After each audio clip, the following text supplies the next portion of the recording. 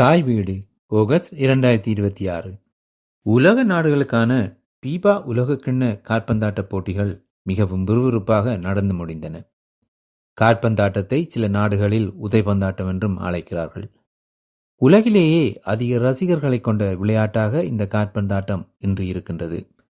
அநேகமான நாடுகளில் சிறுவர் சிறுமியர் பொழுதுபோக்குவதற்காக காற்பந்தாட்டம் விளையாடுவார்கள். பின் பாடசாலைகளிலும் இந்த விளையாட்டு தொடர்ந்ததால் பாடசாலை மட்டத்திலும் போட்டிகள் நடக்க தொடங்கின. தொடக்கத்தில் ஆண்கள் மட்டுமே விளையாடிய இந்த காற்பந்தாட்டம் பின்னாளில் பெண்களும் விளையாடும் விளையாட்டாக மாற்றமடைந்ததால் மிகவும் பிரபல்யமான விளையாட்டாக மாறியது. பிரித்தானியர் தங்கள் ஆட்சிக்குள் உட்பட்ட நாடுகளில் இந்த விளையாட்டை அறிமுகப்படுத்தியதால் இன்று சர்வதேச விளையாட்டாக இது மாறியிருக்கின்றது. 2026 ஃபீபா உலகக்கிண்ண போட்டி என்பது அங்கத்துவ நாடுகளின் தேசிய அணிகளால் போட்டியிடப்படும் காற்பந்து போட்டியாகும். இந்த சர்வதேச ஆண்கள் காற்பந்து சாம்பியன் போட்டி 4 ஆண்டுகளுக்கு ஒரு முறை நடைபெறுகின்றது. 2026ஆம் ஆண்டு நடைபெற்ற இந்த போட்டி 23வது உலகக்கிண்ண போட்டியாகும். இந்த போட்டி சென்ற ஜூன் மாதம் 11ஆம் தேதி 2026ஆம் ஆண்டு ஆரம்பமாகி ஜூலை மாதம் 19ஆம் தேதி முடிவடைந்தது.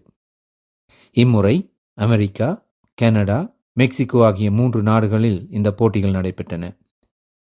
காற்பந்தாட்ட ரசிகர்களின் நேரடி பங்களிப்பு கருதி 16 நகரங்களில் இந்த போட்டிகள் நடைபெற்றன. முன்பு முதற் போட்டிக்காக 32 அணிகளை தெரிவு செய்வது வழக்கமாக இருந்தது. ஆனால் இம்முறை பல நாடுகளுக்கும் சந்தர்ப்பம் கொடுக்க வேண்டும் என்ற காரணத்தால் முதற் போட்டிக்காக 48 அணிகள் தேர்ந்தெடுக்கப்பட்டன. கனடாவிலும் போட்டிகள் நடைபெற்றதால் கனடிய ரசிகர்களுக்கும் நேரடியாக சில போட்டிகளை பார்க்க வசதிகள் கிடைத்தன. சிலர் அருகே உள்ள எல்லையை கடந்து அமெரிக்கா சென்றும் பார்த்தனர். 1970ஆம் ஆண்டும் 1986ஆம் ஆண்டும் மெக்சிகோவில் போட்டிகள் நடந்தன. இம்முறையும் போட்டிகளை இணைந்து நடத்தியதன் மூலம் மெக்சிகோ 3 முறை உலகக்கோப்பையை நடத்தி சாதனை ஒன்றை படைத்திருக்கின்றது. இதேபோல அமெரிக்கா இதற்கு முன்னர் 1994ஆம் ஆண்டும் உலகக்கோப்பை போட்டியை நடத்தியிருந்தது. கனடா இந்த போட்டியை இணைந்து நடத்துவது இதுவே முதல் முறையாகும். 2022ஆம் ஆண்டு உலகக்கோப்பை போட்டி கத்தாரில் நடைபெற்றதால் கடும் வெயிலை சமாளிக்கும் முகமாக நவம்பர் டிசம்பர் மாதங்களில் நடைபெற்றது. இம்முறை மீண்டும் இந்த நிகழ்ச்சி அதன் வழமையான அட்டவணைப்படி ஜூன் ஜூலை மாதங்களுக்கு திரும்பியிருக்கின்றது. பொதுவாக காற்பந்தாட்ட போட்டிகளை நடத்தும் நாடுகள் தெரிவின் போது போட்டியின்றி பங்கு பெற்றும் தகுதியை கொண்டிருக்கின்றன. அந்த வகையில் இம்முறை கனடா, மெக்சிகோ, அமெரிக்கா ஆகிய 3 நாடுகளும் அந்த தகுதியை பெற்றிருந்தன. இம்முறை முதன்முறையாக Cape Verde, Curacao, Jordan, Uzbekistan ஆகிய நாடுகள் இந்த உலகக்கோப்பையில் பங்கேற்றன. 3 நாடுகளிலும் தொடக்க விழாக்கள் இடம்பெற்றன. மெக்சிகோவில் தொடக்க விழா ஜூன் 11, 2026 அன்று எஸ்டோடியா அஸ்கோடாவில் நடைபெற்றது. அடுத்த நாள் ஜூன் 12, 2026 அன்று கனடாவில் தொடக்க விழா டொரண்டோவில் உள்ள BMO திடலில் நடைபெற்றது. அதே நாளில் அமெரிக்காவில் தொடக்க விழா லாஸ் ஏஞ்சல்ஸில் உள்ள சோஃபி ஸ்டேடியத்தில் நடைபெற்றது. போட்டிகளின் போது நடுவர்கள் ஏன் அப்படி நடந்து கொண்டனர் என்பது சிலருக்கு புரியாமல் இருக்கலாம். காரணம், இம்முறை நடந்த 2026 உலகக்கிண்ண போட்டியின் போது பல விதிமுறைகளை மாற்றங்களை நிர்வாகம் அறிமுகப்படுத்தியிருந்தது. நேர விரயத்தை குறைக்கும் வகையில் மாற்றப்படும் வீரர்கள் களத்தை விட்டு வெளியேற 10 வினாடிகள் அவகாசம் கொடுக்கப்பட்டது. இல்லையெனில் மாற்று வீரர் ஆட்டத்துக்குள் நுழைவதற்கு முன்பு 1 நிமிடம் காத்திருக்க வேண்டும். பந்து சரியான நேரத்தில் ஆட்டத்திற்குள் கொண்டு வரப்படாவிட்டால் எதிரணிக்கு மறுதொடக்கம் வழங்கப்படும். கோல் கிக் அடிக்கப்படும் நிலையில் விதி மீறல் ஏற்பட்டால் ஒரு கோர்னர் கிக் வழங்கப்படும். களத்தில் மருத்துவ உதவி பெறுபவர் களத்தை விட்டு வெளியேறினால் மீண்டும் ஆட்டத்திற்கு திரும்புவதற்கு முன்பு 1 நிமிடம் காத்திருக்க வேண்டும். போட்டியின் போது சில தவறுகள் ஏற்பட்டால் விரிவாக்கப்பட்ட வீடியோ உதவி நடுவர் தெளிவான தவறுகளை மதிப்பாய்வு செய்து உடன் மாற்றியமைக்க முடியும். உதட்டு அசைவுகளை பார்த்து புரிந்து கொள்ள முடியாதபடி மோதல் அல்லது அவமதிக்கும் நடத்தையை தடுப்பதற்காக ஒரு எதிராளியை எதிர்கொள்ளும் போது தனது கை, புயம் அல்லது சட்டையால் வாயை மூடும் எந்த ஒரு வீரரும் வெளியேற்றப்படுவார். எதிர்ப்பாக ஆடுகளத்தை விட்டு வெளியேறும் வீரர்கள் அல்லது அதிகாரிகள் உடனே வெளியேற்றப்படுவார்கள். குழு நிலையின் முடிவில் அணிகள் சம புள்ளிகளை பெறும்போது அனைத்து போட்டிகளிலும் உள்ள கோல் வித்தியாசத்தை காட்டிலும் சமநிலையில் உள்ள அணிகளுக்கு இடையேயான நேருக்கு நேர் போட்டிகளில் பெறப்பட்ட புள்ளிகளின் எண்ணிக்கையே கவனத்தில் கொள்ளப்படும். மேலும் அனைத்து போட்டிகளிலும் ஒவ்வொரு பாதியிலும் கட்டாய 3 நிமிட உடலை குளிர்விக்கும் இடைவேளைகள் அறிமுகப்படுத்தப்பட்டது. 1930 ஆண்டு உருகுவேயில் நடந்த முதல் உலகக்கோப்பை போட்டியில் 13 அணிகள் மட்டுமே பங்கேற்றன. 1934 ஆண்டு இத்தாலியில் நடந்த போட்டியில் 16 அணிகள், 1938 ஆண்டு பிரான்சில் 15 அணிகள், 1950 ஆண்டு பிரேசிலில் 13 அணிகள் பங்கு பெற்றின.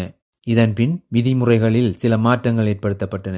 Switzerland 1954, Sweden 1958, Chile 1962, England 1966, Mexico 1970, மேற்கு ஜெர்மனி 1974, அர்ஜென்டினா 1978 போன்ற நாடுகளில் நடைபெற்ற போட்டிகளில் ஒரு நிலையான முறையில் 16 அணிகள் இடம்பெற தொடங்கின. ஆனால் காற்பந்தாட்டத்தில் ஆர்வமுள்ள பல வளர்ந்து வரும் காற்பந்து நாடுகளை இவர்கள் அப்போது உள்வாங்கவில்லை. 1980களில் உலகம் முழுவதும் காற்பந்தாட்டத்தின் புகழ் பெருகியதால் அனைவரையும் உள்வாங்க வேண்டிய ஒரு சூழலின் தேவையை ஃபீஃபா உணர்ந்தது. இதன் காரணமாக 1982 ஆண்டு ஸ்பெயினில் நடைபெற்ற போட்டியின் போது 24 அணிகள் கொண்ட வடிவத்தை ஃபீஃபா அறிமுகப்படுத்தியது. இதைத் தொடர்ந்து 1986 ஆண்டு மெக்சிகோ, 1990 ஆண்டு இத்தாலி, 1994 ஆண்டு அமெரிக்கா போன்ற நாடுகளில் நடந்த போட்டிகளின் போது இதே விதிமுறைகள் பின்பற்றப்பட்டன. இதைத் தொடர்ந்து பங்கு பெற்றும் நாடுகளின் எண்ணிக்கை அதிகரிக்கவே 1998 ஆண்டு 32 அணிகள் பங்கு பெறும் சகாப்தம் உருவாக்கப்பட்டது. 32 அணிகள் பங்கு பெற்றிய போட்டிகள் 1998 ஆண்டு பிரான்ஸ், 2002 ஆண்டு ஜப்பான், தென்கொரியா 2006 ஆண்டு, ஜெர்மனி 2010 ஆண்டு, தென்னாப்பிரிக்கா 2014 ஆண்டு, பிரேசில் 2018 ஆண்டு, ரஷ்யா 2022 ஆண்டு ஆகிய நாடுகளில் இடம்பெற்றன. இதைத் தொடர்ந்து அடுத்த முக்கிய அத்தியாயம் இம்முறை ஆரம்பித்து வைக்கப்பட்டது. இம்முறை கனடா, மெக்சிகோ மற்றும் அமெரிக்கா ஆகிய நாடுகள் இணைந்து முதல் முறையாக 48 அணிகள் பங்கேற்கும் உலக கோப்பையை நடத்தின. இது ஃபீஃபாவின் வரலாற்றில் நடைபெற்ற மிகப்பெரிய விரிவாக்கமாகும். இதன் மூலம் இறுதிப் போட்டிக்கு மேலும் 16 அணிகள் சேர்க்கப்பட்டிருந்தன.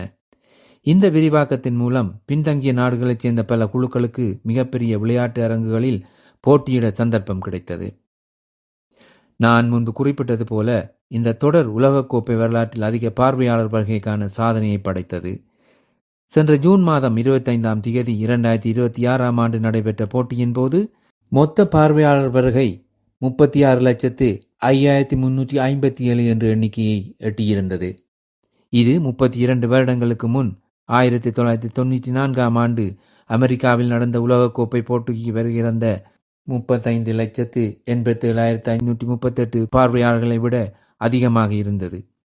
உலக போர்ச்சூழல் காரணமாக 1942 ஆண்டும் 1946 ஆண்டும் தொடர்ச்சியாக ஃபீஃபா காற்பந்தாட்ட போட்டிகள் இடம்பெறவில்லை என்பதும் குறிப்பிடத்தக்கது. இந்த 48 அணிகளை கொண்ட நாடுகளில் அதிக சனத்தொகையை கொண்ட இந்தியாவோ அல்லது சீனாவோ இடம்பெறவில்லை என்பது கவனிக்கத்தக்கது. அரசியல் தலையீடு இல்லாமல் ஒவ்வொரு மாகாணத்தில் இருந்தும் சிறந்த ஓரிரு வீரர்களை தெரிவு செய்து பயிற்சி கொடுத்திருந்தாலும் மிகச் சிறந்த காற்பந்து குழுவை இவர்களால் உருவாக்கி இருக்க முடியும். அரசியல் காரணங்களால் இந்த 2 நாடுகளும் இந்த விடயத்தில் பின்தங்கிவிட்டன. இலங்கையிலும் ஆண்கள் பெண்கள் என்று சிறந்த காற்பந்து வீரர்கள் இருக்கிறார்கள். நேர்மையான முறையில் தேர்ந்தெடுத்து பயிற்சி கொடுத்தால் உலகின் கவனத்தை திருப்புவார்கள். இதற்கு நல்ல உதாரணமாக ஒரு சிறிய தீவை எடுத்துக் கொள்ளலாம். ஜூலை மாதம் 3ஆம் தேதி அர்ஜென்டினாவுடன் மிகச் சிறப்பாக விளையாடிய ஒரு குழுவினர் பலராலும் பாராட்ட பெற்றனர். காரணம், இந்த வருடம்தான் அவர்கள் முதலாக ஃபீஃபா போட்டிகளில் கலந்து கொண்டனர். முன்னாள் சாம்பியன்களான ஸ்பெயின், உருகுவே போன்ற நாடுகளுடன் இவர்கள் சமனாக விளையாடியது குறிப்பிடத்தக்கது. 2022 ஆண்டு சாம்பியனான அர்ஜென்டினாவுடன் இறுதி வரை சமனாக விளையாடினாலும் கடைசி நேரத்தில் அவர்கள் பக்கத்தில் டைனி போர்ஜஸ் என்ற ஒரு வீரர் மீது பந்து பட்டு அவர்கள் பக்கம் சொந்த கோல் போனதின் காரணமாக தோல்வியை தழுவி கொண்டனர். இவர்களுடைய நாடு ஒன்றும் பரப்பளவில் பெரிய நாடு அல்ல. கேப் வெர்டே என்ற ஒரு சிறிய தீவு, இதை கபோவெர்டே என்று அழைப்பர். சுமார் 4000 சதுர கிலோமீட்டர் பரப்பளவையும் 5 லட்சம் மக்களையும் கொண்டது. ஆப்பிரிக்க கரையோரம் இருக்கும் ஒரு சிறிய தீவின் பக்கம் விளையாட்டு ரசிகர்களின் பார்வையை திருப்பிய பெருமை காற்பந்தாட்ட போட்டியை நடத்திய ஃபீஃபாவுக்கு உண்டு. பங்கு பற்றிய முதல் போட்டியிலேயே பல ரசிகர்களை தேடிக்கொண்ட இந்த காற்பந்தாட்ட விளையாட்டுக் குழுவுக்கு நல்ல எதிர்காலம் இருக்கிறது. அர்ஜென்டினா 2022 ஆண்டு கடைசியாக நடந்த போட்டியில் தனது 3வது உலக கிண்ணத்தை வென்றது. இதுவரை நடந்த போட்டிகளில் பிரேசில் அதிக கிண்ணங்களாக 5 கிண்ணங்களை பெற்றுக்கொண்டது. இதுவரை நடந்த எல்லா ஃபீஃபா போட்டிகளிலும் கலந்து கொண்ட ஒரே நாடாக பிரேசில் இருக்கிறது. போர்த்துகல் சிறப்பாக விளையாடினாலும் இதுவரை கிண்ணம் கிடைக்கவில்லை. ஃபீஃபா வெற்றி கிண்ணத்தை பெற்ற நாடுகளின் விவரங்கள்: 1930 உருகுவே, 1934 இத்தாலி, 1938 இத்தாலி, 1942 1946களில் போட்டி நடைபெறவில்லை.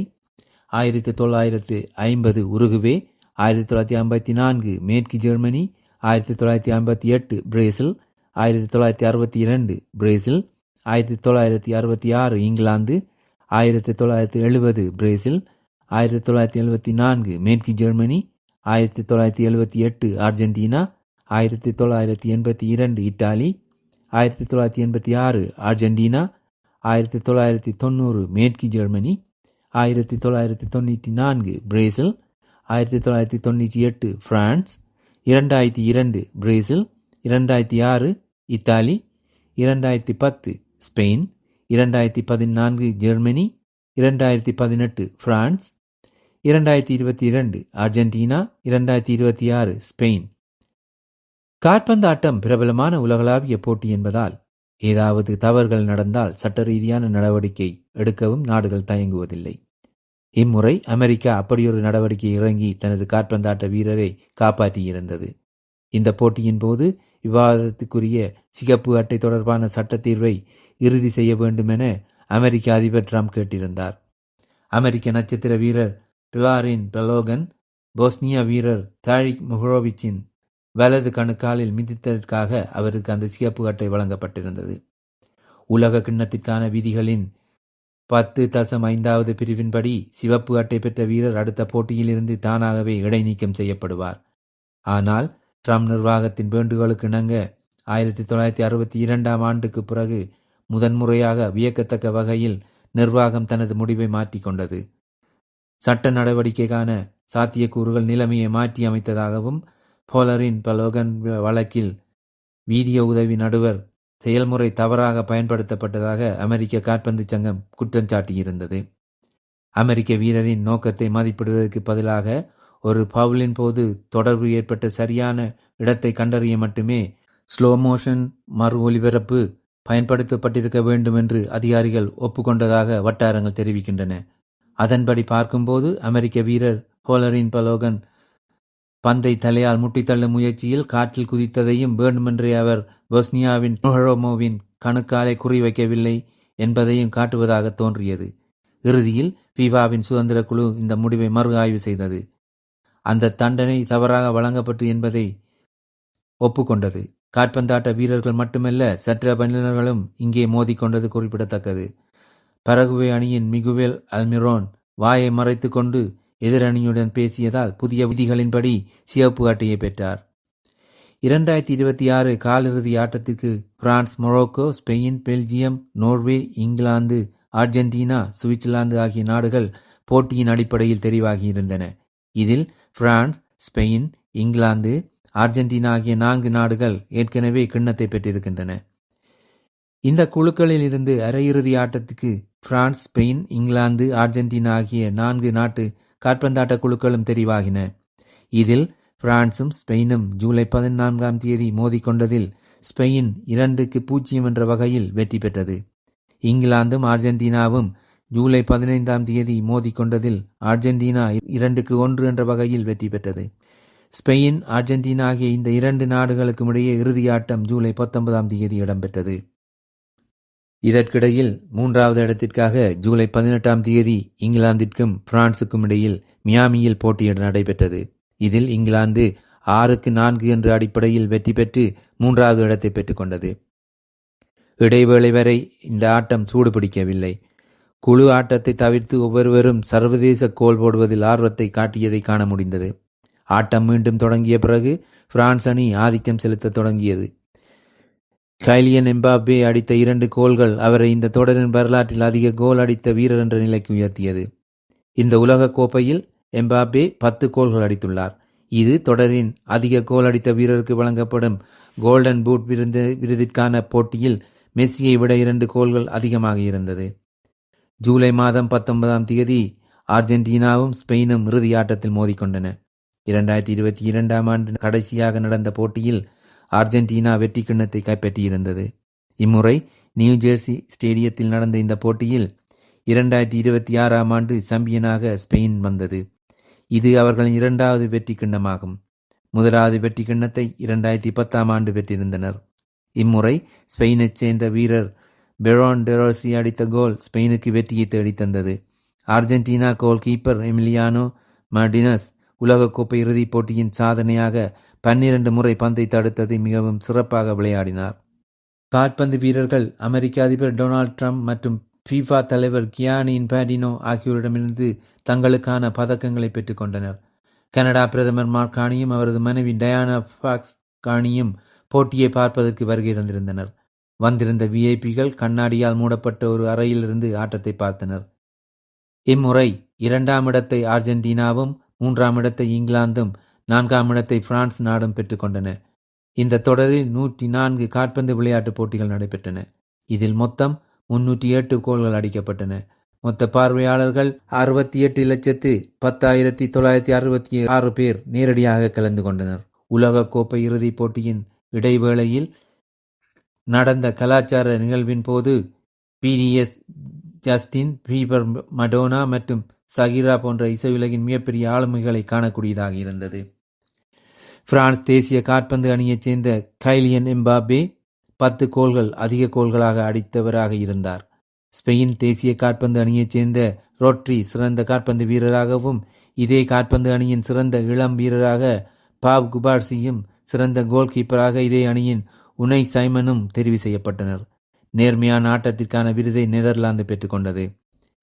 இம்முறை 2026 ஆண்டு போட்டியின் போது அதிக கோல் அடித்த தனிப்பட்டவர்களின் பட்டியலில் Kylian Mbappe 10, Lionel Messi 8, Erling Haaland 7, Jude Bellingham 7, England Harry Kane 6, Ousmane Dembele 6, Michael Oyarzabal 5 ஆகியோர் இடம்பெறுகின்றனர்.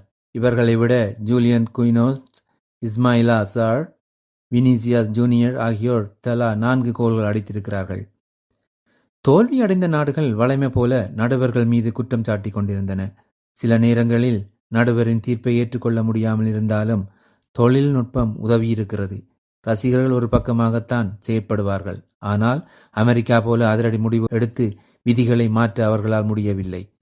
பொது ஊடகத்தில் ஒருவர் கார்ட்டூன் படம் ஒன்று போட்டிருந்தார். நடுவர் சிவப்பு அட்டையை நீட்டுவது போலவும் அதற்கு சிவப்பு அட்டை பெற்ற வீரர் இந்த சிவப்பு கார்டு செல்லுபடியாகாது, என்னிடம் ட்ரம்ப் கார்டு இருக்கிறது என்று ஒரு காட்டை காட்டுவது போலவும் அமைந்திருந்தது. வீரர் சொன்னது சரிதான். அந்த கார்டு தான் முடிவில் வேலை செய்தது. விளையாட்டை விளையாட்டாகவே எடுத்துக்கொள்வது எல்லோருக்கும் நல்லது. 4 வருடங்களின் பின் அடுத்த 24வது ஃபீஃபா கால்பந்தாட்டம் மொராக்கோ, போர்ச்சுகல், ஸ்பெயின் ஆகிய நாடுகளில் கூட்டாக நடைபெற இருக்கின்றது. 2030 ஜூன் மாதம் 8ஆம் தேதி தொடங்கி ஜூலை மாதம் 21ஆம் தேதி வரை நடைபெறும். இதைவிட 100வது ஆண்டு நிறைவை கொண்டாடும் முகமாக பரகுவே, உருகுவே, அர்ஜென்டினா ஆகிய நாடுகளிலும் தலா ஒரு போட்டியை நடத்த திட்டமிடப்பட்டுள்ளது. 1930ஆம் ஆண்டு நடந்த தொடக்க போட்டிக்கு பின் உருகுவேயில் திரும்பவும் நடக்கும் போட்டியாக இது அமையும். 2030ஆம் ஆண்டு நடைபெற இருக்கும் போட்டிகளில் குழுக்களின் எண்ணிக்கை இன்னும் அதிகரிக்கலாம் என எதிர்பார்க்கப்படுகின்றது. இந்த போட்டிகளை நடத்துவதன் மூலம் Morocco, Argentina, Paraguay, Uruguay, Portugal மற்றும் ஸ்பெயின் ஆகிய நாடுகள் இத்தொடருக்கு தானாகவே தகுதி பெறும். 2034ஆம் ஆண்டு ஃபீஃபா உலகக் கோப்பை போட்டியை சவுதி அரேபியா நடத்த உள்ளது. அடுத்த கோடையில் நடைபெற இருக்கும் மகளிர் கோப்பை, 2028ஆம் ஆண்டு நடைபெற இருக்கும் ஐரோப்பிய சாம்பியன்ஷிப் மற்றும் கோப்பா அமெரிக்கா உள்ளிட்ட பல முக்கிய சர்வதேச கால்பந்தாட்ட போட்டிகள் நடைபெற உள்ளதால் கால்பந்தாட்ட ரசிகர்கள் அதற்காக காத்திருக்கிறார்கள். தோல்வி என்பது ஆட்டம் முடிந்து விட்டது என்பதல்ல, எமக்கு கிடைத்த அனுபவத்துடன் மீண்டும் அதை முயற்சிக்க வேண்டும் என்பதே அதன் அர்த்தம். நன்றி.